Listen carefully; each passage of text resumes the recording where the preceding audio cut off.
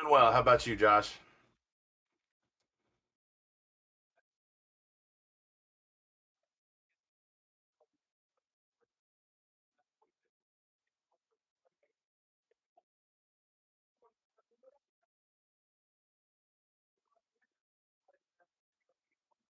It's going all right, Josh.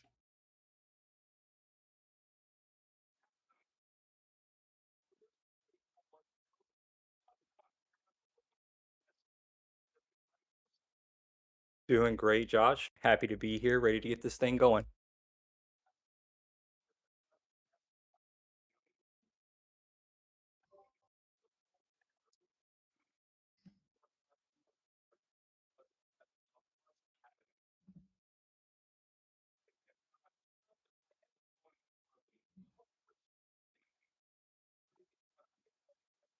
Doing pretty good, Josh. How about yourself?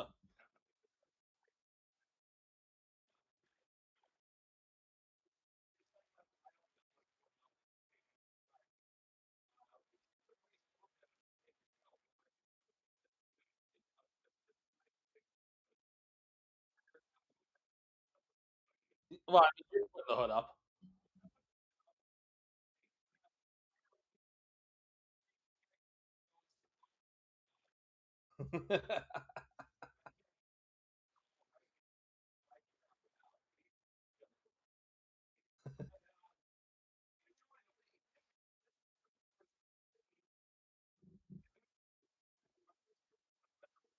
Yeah, so I started out as a commentator during season 17. I came in during the second half of that season.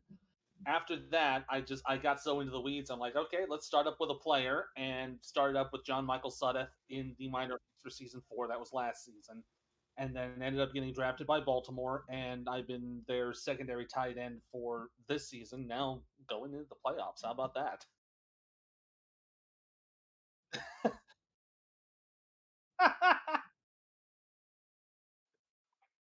Yeah.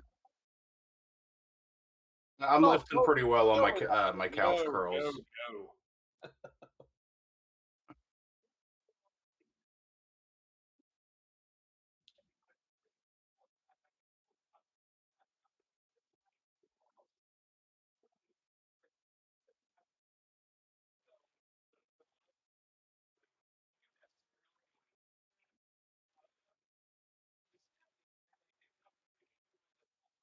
Oh yeah, I've been doing tabletop board game sims for about 5 years now. Got really into the weeds for it with a.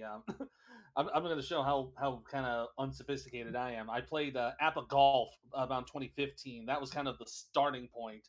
Then eventually got your Stratomatic. Then I found a website called Play.com, Play, that does a whole bunch of other sports sims games. They got baseball, football, golf. They just came out with basketball, and it's being raved about like gangbusters. And that kind of put a good infection vector in for things like this league in the SFL, because when you do tabletop gaming, you get the opportunity to create teams, create your own fictional league, and that creates a lot of opportunity for to express yourself creatively. Like I have come up with dozens and dozens of team names, locations, and logos. Now, granted, there's a little bit of cribbing here and there, but the concept is still original. But it's amazing what you can come up with when you're putting together these leagues. And yeah, putting in a bid here for New York was definitely a natural extension of that. Oh, it sounds familiar, but might have to have to look that up a little bit. Yeah,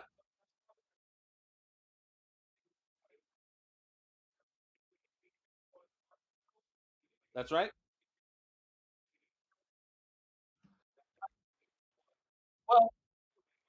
Well, what happened was I got in touch with the deputy commissioner, and he pointed out the rules where it's like you can only do one. You can only do one bid. And again, the problem with running sim leagues on your tabletop, you have so many ideas and so many cool concepts, and you want to put them all out there. But at the end of the day, it's like when you say you can only do one, it's like okay, let's use the best one we have. We had I had come up with ideas for teams in Chicago, for a team in Tokyo, but the team that ended up at the end of the day was New York.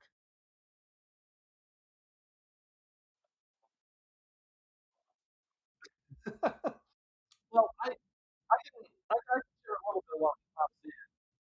Yeah, I can share a little bit while he pops back in. I had reached out to people who were interested in kind of going halvesies on me with this bid, and one of the people I reached out to was Aaron, and we have Aaron back now. But the idea was like, okay, running the team by yourself is definitely going to be a tall order. I'd like to have some help to kind of what I like to say fill the gaps that I will tend to miss because I may be a very creative and very very passionate person, but up here there's a lot of Swiss cheese, if you know what I mean. But yeah, yeah, I'm definitely someone who's got the vision and knows a little bit of the nuts and bolts, but definitely not afraid to admit that I need help when things need to get done.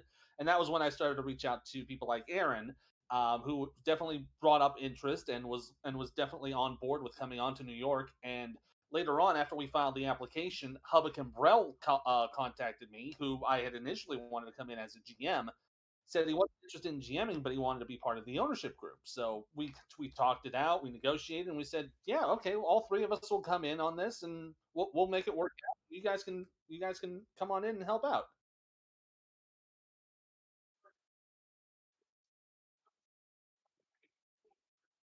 Mhm.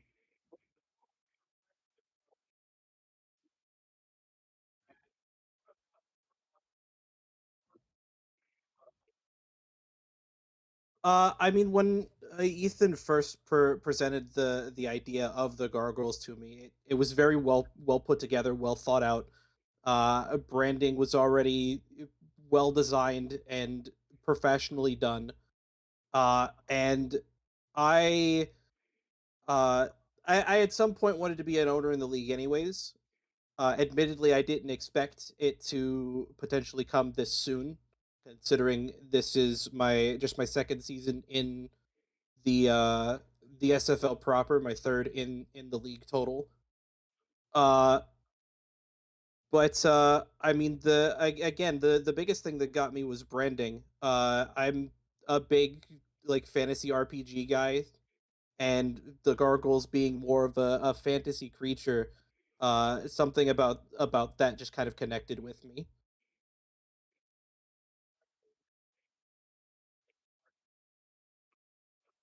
Good one. That you mean Disney's Gargoyles, also known as Star Trek: The Next Generation's Day Off.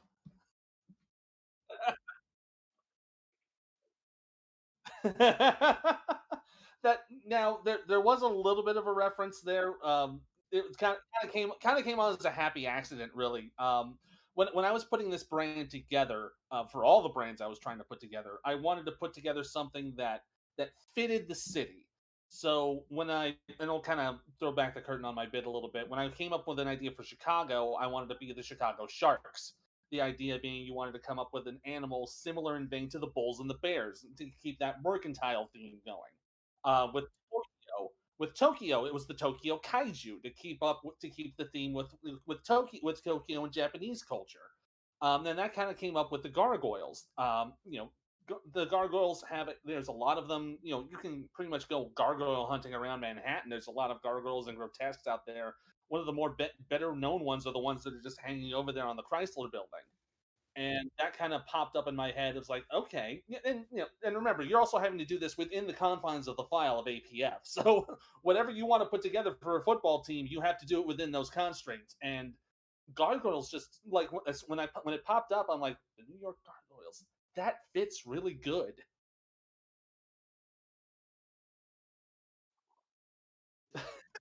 Recording.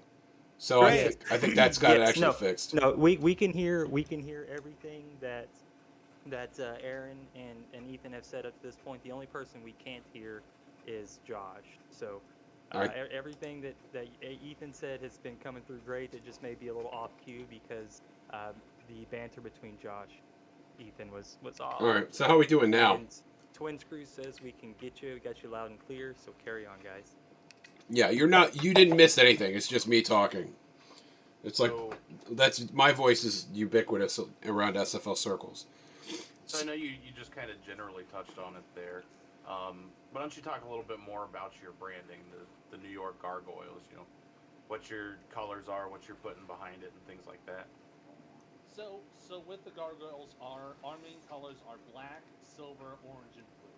We wanted to keep that typical Gotham style that you would see from any other New York franchise. So the typical black and silver, to show that representation of that massive urban metropolis that New York is.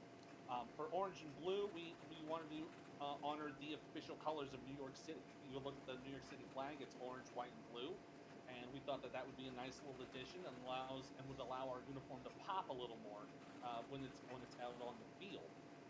That's kind of why we went for orange and blue as kind of that supplementary color for our horizontal stripes. That way you can notice that's a gargoyle player out there on the field. It's the Mets colors. You stole the colors from the Mets. And the Knicks, yeah, but like Ethan said, it's the official colors of New York, so it makes sense to include it at least somewhere in our branding. No, that's true, and I'm just giving him a hard time, obviously. That's Um, honestly a great little tie there. Yeah, that's a great tie-in. What you guys have looked around now? Some people have done a great job of getting their bids out there. Ethan, obviously, we've talked to Chad quite a bit, and his bid with Indianapolis, and I think that's a solid bid. And I think there's going to be room for a lot of folks. I mean, we got 4 bids that are going to be approved. What other bids have you seen out there? And Aaron, you jump in on this as well, but let's start with Ethan. What bid is out there? Have you seen that you've admired and maybe even said to the point, man, I wish I'd have thought of that part or incorporated something that they did into your bid? Well, it was kind of the reason why I ended up releasing a team trailer for the Gargoyles. It was that press conference they had for the Canton Classics. Yeah. That was a nice, fun little way to introduce the team and to address any questions through that usual press conference style. I thought that was a pretty nice way to introduce the team and to get things going on that. And that was the impetus towards me wanting to release, effectively a hype trailer for New York to get them some attention out there to say, hey, here's how we look, here's what we're all about, and kind of introduce it that way. Aaron, who have you liked in terms of the bids so far? I mean, admittedly, the only one that I've really actively seen is Canton, but that's admittedly my own fault. I've been busy with personal things the past few weeks, but just they have a really good concept, especially tying the NFL Hall of Fame into their bid as well. Mm-hmm. So it definitely has an appeal in that aspect. But beyond that, I haven't really seen enough about any of the other bids to really comment on them one way. Yeah, I know I saw a trailer come out for the Seattle Nemesis. That wasn't a bad little thing at all. Right. I know Indianapolis has theirs out. I'm trying to remember everybody else. I know Fort Bliss put in a bid, but me personally haven't seen anything yet. But that's probably just something I just need to start digging through and end up finding. Well, Jason Williams, obviously our legendary running back, putting together a Fort Bliss bid, and I saw him talking about it on Eddie's show, and he had some art made up, and I didn't see any video from him. I don't think he's put anything else out, but I think Indianapolis has solid outreach. I want to get Steven's take on this, Steven, because obviously the owners are voting on the bids, and the owners are not the SFL at large. And I think some people have, like Canton, I would put New York in this group as well, have done a nice job of getting their bid shown in front of people. Is that going to make a difference as far as the owners are concerned? And I don't want you to tip your hand in terms of how you're voting, but talk about the difference between what we're seeing as SFL Philistines, serfdom, if you will, versus what the ownership group is seeing now that they have access to all the bids. They're going to deliberate on those this week. Yeah, so I think there are a lot of different viewpoints amongst all the owners, and so to say that all of them look for one thing specifically wouldn't be correct. I think it's a multitude of things, and I think overall it kind of boils down to preparedness. how prepared are you? How much thought have you put into your bid, into your team? How much experience do you have? Are you familiar with how things operate in the SFL? Do you have the time to dedicate towards doing it? And then, what kind of character person are you? And any multitude of things in between there. But overall, I think visibility is a good thing. Um, Showing your brand, and again, people getting excited about your brand can be one of those small things that kind of separates you from the pack. So anything you can do to celebrate your brand, be unique, be yourself, I think definitely sets you apart. Now, Ethan and Aaron both have mentioned that they're sort of relatively new to the SNL. Certainly not as new as Elijah and Adam Chance putting together the Canton bid. How much does it matter when you have people that the rest of the league is familiar with, the ownership is familiar with? Just by itself, how much does just being in the league for any period of time, how much does that matter to the ownership? Oh, it matters to me. Again, if we're essentially going to be doing business with you. And so I think if you're going into business, you don't really have an understanding, or if you're going into a partnership with somebody, you don't have an understanding of how they may act or what their tendencies and those kinds of things are, you can have some reservations, and I think that's natural. But overall, if you have a history with somebody, you have experiences with them, it makes them easier to trust. It makes them you feel like you can work with them. And so I think that being new is not. It doesn't mean you can't get a team. Jacob Bouvet with Portland was a great example of a dark horse team getting in, and he did a lot of that through hard work and determination. He went and knocked on all the doors. A lot of owners take that as disrespect. You don't come talk to them to see how things go, and I think that's good advice. Nacho and I, we went knocking on a lot of doors during our time, and we didn't knock on every single door. And I think that had we maybe knocked on a couple more, tried to introduce ourselves a little bit more, we wouldn't have had what felt like such a hard time getting in. The ownership group will communicate with you. You just have to reach out. And again, some will give you a bunch of information, some will give you just a little bit of information. And everyone has their own little style and their own way of doing things. And so the best way to kind of get a feel for what an individual ownership group or an individual owner might think about your bid is to reach out to them and talk to them. Now, Robert, you and I don't get votes because we're just that far down the totem pole. I do. Well, I get to have the conversation with. You get to be in the conversation. Yeah. Yeah, and his opinion matters to us 100%. What are you looking at? What characteristics? Because you're going to vote on everybody. A lot of people are thinking you're going to cast 4 votes, but that's not how it works. You're ranking every bid 1 to 10. So, Robert, how would you go about ranking the bids that you've seen and maybe the ones that you haven't seen? What criteria would you Don't use? Answer that. Don't answer. You can't answer that? Don't answer that. Nope. That's like, why not? I want to understand the thought process here. How would he rank them? What criteria would he use to rank them? Okay, I'm sorry. I thought you were saying how would he rank them. All right, yeah, you can. No, because I don't think well, first, you haven't seen all 10 bids. I mean, Steven, have you seen them all, Robert? Yes. You have? Okay. And let me ask you this way. The bids that you think suck ass, tell me why they suck. This bid sucks because, and don't mention who it is, but tell me why that bid is absolute trash. It's a mixed bag of things. It's kind of, you got to look at the bigger picture and pick everything apart when you're looking. Just figure out the weight of what you think should be an SFL owner. And what do you think? Is there a singular characteristic that you would put above all the others? Familiarity with the league, experience, like Steven said, the willingness to go represent yourself. What would you put at the top of that list, Robert?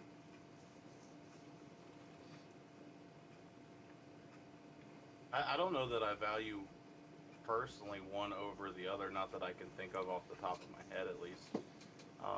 Because I try to look at it as a whole, and pick out the strengths and weaknesses in everything, and then compile it. That's a very balanced, judicial answer. He needs to be cautious here. So I think, to be fair, I think again, preparedness will show through. If you rush through on your application, if you rush through on your branding, your uniforms, if you rush through on your staffing decisions, it's going to show up. Most of these most of these owners have been around longer than our franchise, and we've been here for 2 years. And so, if a lot of these owners have been around, these franchise owners have been around for 5, 6, 7, 8 years, you're not going to surprise them necessarily. So they know what it takes to put together a team. They know how to get through the grind of a season. So if you aren't prepared, if you don't have these things in order, it's going to be very apparent to us. So for people looking to looking to take that step into ownership, how do I get into a franchise? How do I get owners to take me seriously? You have, my opinion is to get invested, get involved in the league, learn how to coach, learn how the game works, learn how general managing works, learn all of these things, what it means to build a team, because that's ultimately what your responsibility becomes when you take over ownership of a team, is you are now the leader. 23 players look to you for guidance, for support. They want you, they need you to answer their questions. And so that's where some of the concern about experience comes in, is, do you really know how to help people with their subscription? Do you know how to help people progress their player? So these are very important things to ask. I've heard someone say that, franchise owners are like the best customer service reps of the league, and I don't always agree with that, but in a way it feels that way. People look to you to have answers when you feel like maybe you just want to have a team and win. So it's, be prepared, kind of get in, figure out what it's like, and, by proxy, through experience, you will learn how to have a prepared bid and what that's supposed to look like. And having gone through a whole litany of customer service, I can completely understand that. Absolutely. Right. Let me ask it this way, Aaron. Aaron and then Ethan. You put your bid in. You've sent it off. There's nothing you can do about it at this point except maybe answer questions from people. Is there a part of this bid that maybe you have, you wish you could get a mulligan on? Something about it that you wish you could rehash or revise before you sent off what you sent off to the ownership? Aaron first. I definitely think having like front office and head coaching a bit more solidified definitely would have helped things in the early going. Just so the owners know that we have a clear path and a clear vision on that front moving forward into season 19 and beyond. Beyond that, there's nothing really I would change. Everything that our ownership group has done so far has been, at least in my mind, well received and well thought out. Ethan, what do you think? I would agree with that as well. When I first started making everything set up for the bid, it was looking. I'm trying to look for co-owners, looking for GMs. I was trying to get that staffing area filled up, but just wasn't able to. With real life things coming in the way, it was becoming more and more difficult to do that. I kind of wish I did have a little bit more time to do that. Otherwise, I'm in agreement with Aaron. Everything we've put together presentation wise seems to be going along really well. Seems to be getting over fantastically with all the SFL people in the Discord. And I'm and I think you're absolutely right. We need to keep ourselves out there, keep ourselves known, be able to put forth towards the, for lack of a better term, the SFL masses. And say, hey, we're here, and we want you to help us get into the league, and what Stephen was talking about reaching out to owners. We are in the process of doing that. We are in the process of solidifying our staff and our front office. We're doing our best to find our choices for head coach and for general manager. We've got coordinators in mind and scouts in mind. So, once things start falling into place, we can let that be known and say, hey, we've got this guy on deck for GM. We've got this person on deck for head coach. We're solidifying our team more and more each day, and we hope that will help us get over the hump, so to speak, in getting into the league. So, Aaron, you wouldn't necessarily be the GM of this team if your bid's approved. Realistically, no. If in the event that I need to step in to fill that role, I will. But we have some other people in mind for that role already, so I wouldn't have to step in as a GM. I could focus more on the ownership side of things. Okay. So, obviously, the ownership group in the SFL is a very diverse group, people coming from different paths and things along that line. What do you two feel, and you can answer this separately, what do you feel that you bring to the group that will, carry this vision that the SFL has of itself forward? I would say it's definitely the drive. Definitely that devotion to the league is definitely one thing that helps out. As I mentioned before, having that creative drive, as I was talking about, for forming the team and forming all the other fictional teams I've put together in my tabletop career. That it's definitely a good way to kind of motivate things, to get things moving. So I come up with whatever kooky, crazy ideas pop into my head, and just kind of seeing what sticks and that kind of thing. And I do think that the good thing about having us in ownerships, having New York in the SFL, is a long-term benefit. The league is, I was kind of talking to one of the owners earlier today. The league is growing by leaps and bounds every single season, and this is a good thing. We have all this exposure coming our way, and that's fantastic. But we have this glaring omission of New York City. You have a sports team, you have a sports league, and you don't have New York. What's going on with that? And that's kind of what my vision is for the long term. We're looking at long-term rivalries with a whole bunch of other franchises in the league. We're looking at providing one of those big anchor metro areas into the league, so that way any casual fan who comes in is just like, oh, it's LA and New York, oh, it's New York and DC. No, I can grab that. Yeah, and I guess piggybacking off of that, Ethan does bring up a good point. Having a sports league without New York City specifically is odd, especially for a lot of even casual fans. Not having arguably one of the biggest metro areas in the U.S. not represented is, I don't want to say like sinful, because that's definitely not the case, but it's definitely unusual and not something you would expect from a league as well thought out as the SFL is. Uh, beyond that, though, at least for me, of course, the drive and passion both me and Ethan have for the league is definitely a big part of that. As well as we being so fresh in the league, we have a bit of a different perspective of the current viewpoint of the league to an outside audience, which I think could help Cam and the rest of the ownership groups. Uh, Maybe we can present some ideas that the other owners may not have thought of because of our differing perspective. All right, so we've talked about what your relationship with the owners is looked like and how you've been managing that. Let's say you get the team. Let's say you fill out a staff. How do you go into free agency? You're gonna be able to draft players to fill your roster, so it's not like you guys are gonna be short on bodies. But how do you pitch the New York Gargoyles to a veteran free agent, somebody that's been in the league 3, 4, 5 years, saying, hey, this would be a good place to play?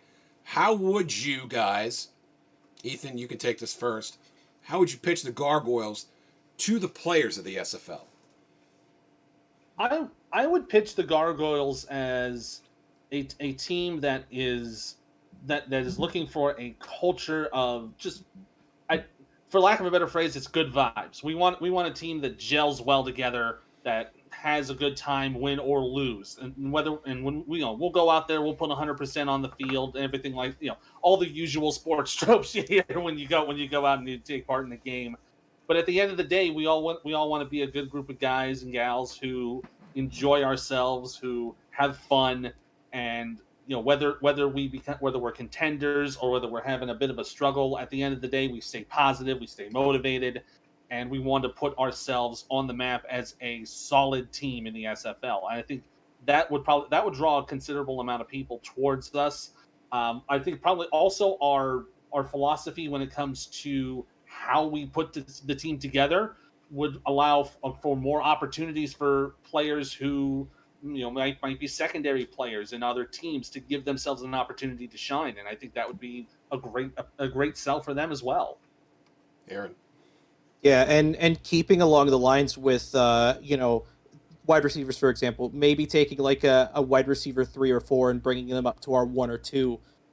Being that we're an expansion team, we have reasonably more cap space that we can work with to offer those wideout 3s and wideout 4s. Maybe a bit of a bigger contract so that if they have animations already, they can keep those instead of having to drop them to make room for like draft picks in the new season.